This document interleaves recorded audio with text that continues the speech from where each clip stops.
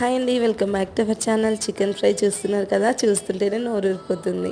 Chicken fry అందరికీ తెలుసు కదా అనుకుంటున్నారా? నా స్టైల్లో చూపిస్తానండి. చాలా ఎక్సలెంట్గా ఉంటుంది, చాలా ఈజీ కూడా.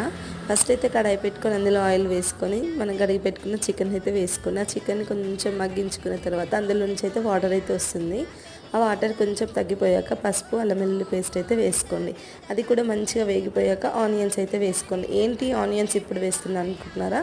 ఫ్రైలో ఎప్పుడైనా ఆనియన్స్ ఫస్ట్ వేయకూడదండి, చికెన్ అయితే మాడిపోతుంది. సో ఆనియన్స్ కూడా మగ్గిపోయాక గోంగూరను అయితే వేసుకోండి. నేనైతే గోంగూర చికెన్ ఫ్రై అండి ఇదైతే. ఇంకా ఇది కూడా మొత్తం మగ్గిపోయాక మనమైతే కొన్ని పచ్చిమిరపకాయలు అయితే వేసుకోండి. ఒక 4 వేసుకున్నాను నేను. అసలు టేస్ట్ అయితే చాలా బాగుంటుందండి పచ్చిమిర్చి వలన. ఇంకా ఇది కూడా కొంచెం మగ్గిపోయాక కారం, ధనియాల పొడి, గరం మసాలా కూడా వేసుకొని లాస్ట్లో కొత్తిమీర, కరివేపాకు ఇవన్నీ వేసుకొని కాసేపు అలా మగ్గనిచ్చామనుకోండి, మనకైతే చికెన్ ఫ్రై అయితే రెడీ అయిపోతుందండి. నా వీడియో నచ్చితే లైక్ చేయండి.